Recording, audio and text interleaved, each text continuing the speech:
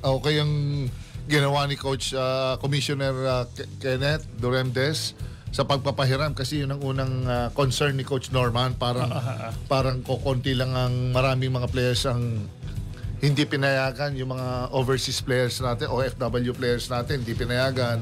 So medyo nag-aalala siya ron. Pero ngayon, andun si Coach Commissioner Kenneth, bukas yung ano niya, yung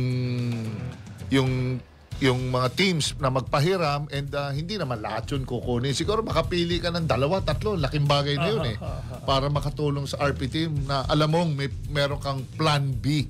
Yan, importante naman kasi is yung plan B, meron kang pagkukuhanan just in case yung mga PBA teams hindi magpahiram, meron kang makukuhanan, mabubunutan.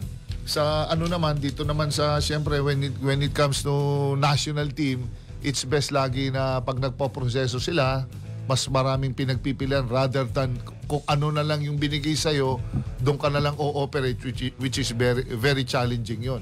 SIA Games dahil ang competition medyo lumakas na ata. Yes, oo.